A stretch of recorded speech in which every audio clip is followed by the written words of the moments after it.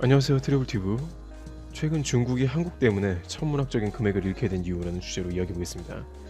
2019년 기업인과의 대화 후에 청와대의 경내 산책 중 삼성전자의 이재용 회장의 말이 주목을 받고 있는데요. 반도체에 대한 의미심장한 언급이 있었다고 합니다. 우선 일각에서는 반도체가 다시 2019년에 가격이 하락하면서 한국 경제에 먹구름이 낀다는 얘기가 있었습니다. 2018년까지 반도체는 역대 최대의 호황을 누리며 그야말로 슈퍼사이클에 들어갔었는데요. 가격이 대폭 떨어지면서 조정 국면에 들어간다는 것입니다. 그리고 또 하나의 큰 위험 요소가 도사리고 있었는데요. 바로 그것은 중국의 반도체 굴기였습니다. 특히 지난 11월에 중국은 삼성 하이닉스와 마이크론을 묶어서 수조 원의 과징금을 부과하려고 했습니다. 한국의 반도체를 견제하면서 뒤로는 중국의 푸젠 진화로 D램 양산을 하기 위해 대략 알려진 금액만 6조 원 이상을 반도체 공장에 쏟아부었습니다. 그리고 한국 및 대만으로부터 반도체 기술 유출은 쉴 새 없이 했습니다. 이제 반도체만 대량으로 양산하면 되고 시제품 출시를 앞두고 있었는데 여기서 결정적인 문제가 생기는데요. 미국과 무역 전쟁을 하면서 마이크론 판매를 금지하는 중대한 실수를 범하게 된 것입니다. 이것이 왜 실수냐면 미국을 크게 자극해서 미국 반도체 장비 회사와 푸젠 진화와의 거래 자체를 금지해버렸기 때문입니다.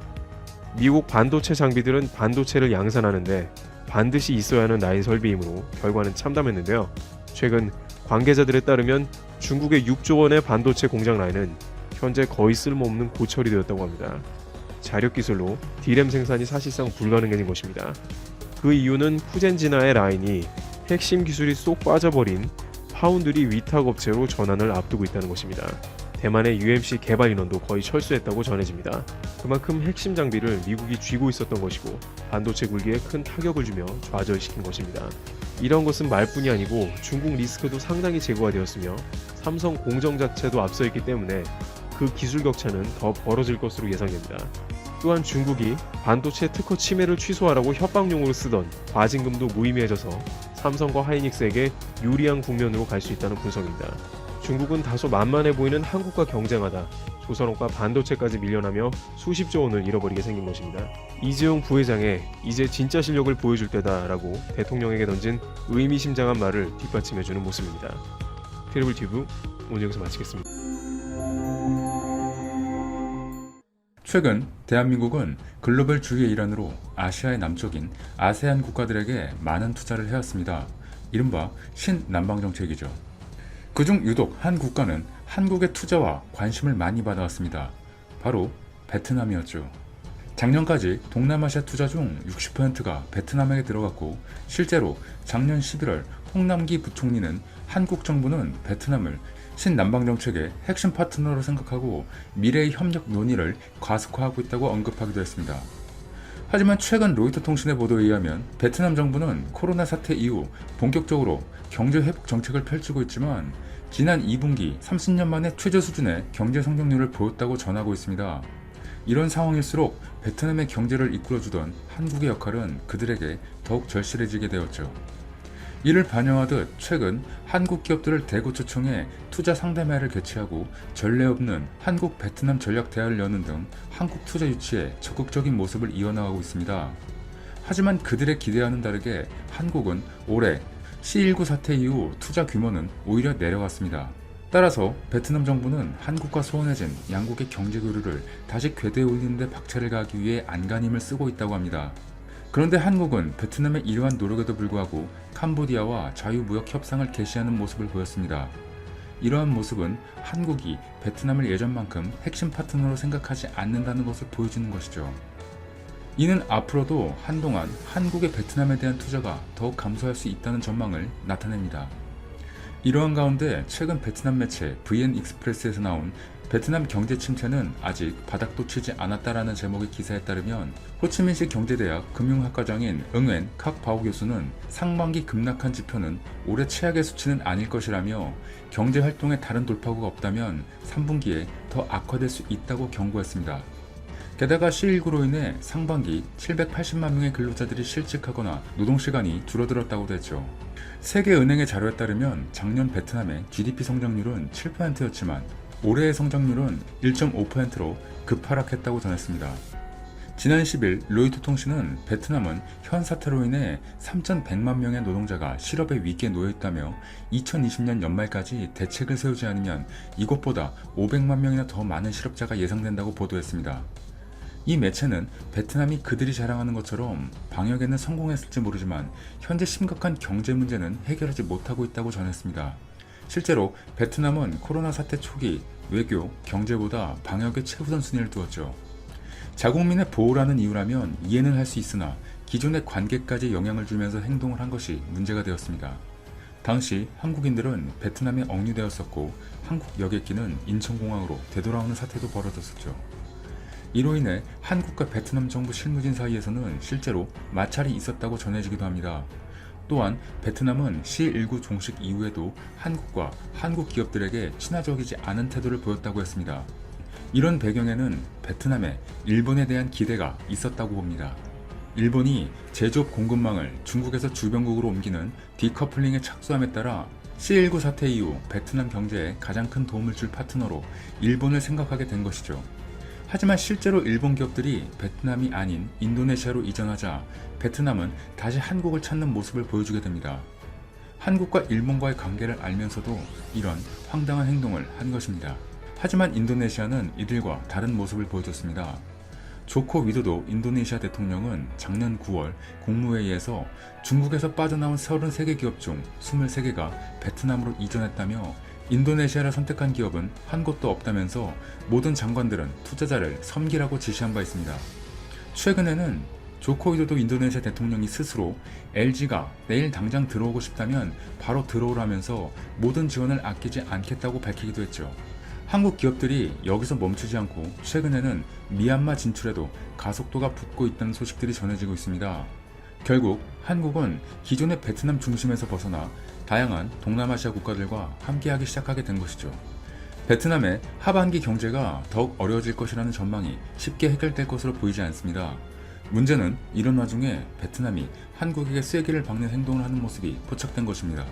베트남에서 2020년 7월 1일부터 개정된 출입국법이 시행되었습니다. 특히 이중 비자와 관련된 부분이 큰 논란이 되고 있습니다.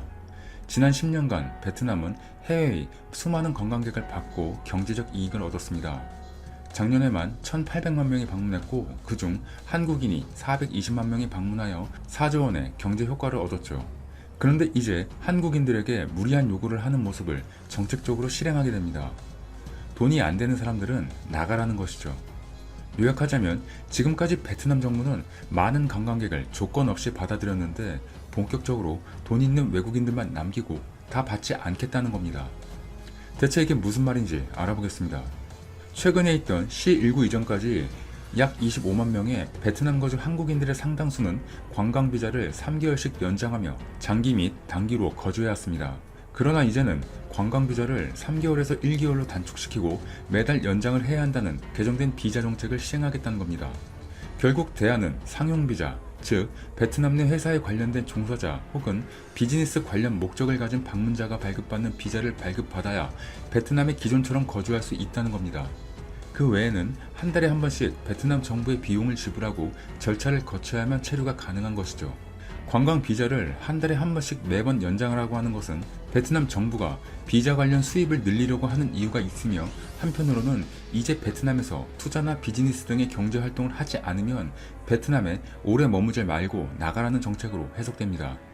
사실 상당수의 한국인들은 관광 비자를 이용해 베트남에 거주하며 많은 돈을 쓰고 있습니다. 이는 분명 베트남에게 좋은 일이며 이것을 베트남 정부는 가볍게 보고 있다는 게 문제였습니다. 또한 늘어가는 한인 지역을 좋지 않은 시선으로 보기도 한다는 것으로 해석됩니다. 결국 베트남에서 한 달짜리 관광비자 또는 상용비자를 받아야 하는데 이는 실질적으로 베트남 경제에 도움을 주는 관광 목적의 단기 여행객들과 베트남에 대량의 자금을 투자하는 경제인들은 적극적으로 받겠지만 본인들이 생각했을 때 별 도움이 안 되는 그 외의 인원들은 정리를 하겠다는 겁니다. 한마디로 베트남에 와서 돈을 쓸 사람만 남고 나머지는 본국으로 돌아가라는 겁니다.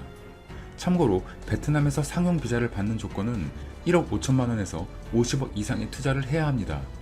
이미 C19 당시 한국인들에게 대하던 태도에서 그들의 생각을 알 수 있었지만 이제 제도를 바꿔가며 이런 대우를 하는 것입니다. 이상의 태도를 봤을 때 베트남은 아직 멀었다고 생각합니다. 한국의 마음을 얻고 다시 경제를 살리기 위해 한국의 기업뿐만 아니라 점점 멀어지는 한국인들의 마음에도 신경을 써야 하는데 전혀 개선의 모습이 없는 것입니다. 사실 베트남은 한국과 다른 사회주의 나라이기 때문에 우리의 관점으로 바라보는 것은 무리가 있을 수 있습니다. 어찌 보면 정이 넘치는 한국이 베트남에게 너무 많은 기대를 한 것은 아닌가 싶기도 합니다. 한국은 그만큼 많이 베풀었기 때문이죠. 그들은 바뀌지 않았는데 우리의 기준으로 그들을 너무 높게 평가했을 수도 있죠. 그렇기에 앞으로 그들과의 관계는 철저한 비즈니스 마인드로 가야 할 것입니다. 현재의 세계는 영원한 우방도, 영원한 적도 없기에 베트남이 이와 같은 행동을 한다고 분노할 이유도 사실 없습니다. 객관적으로 칼자루를 쥐고 있는 것은 한국이지 베트남이 아니기 때문입니다.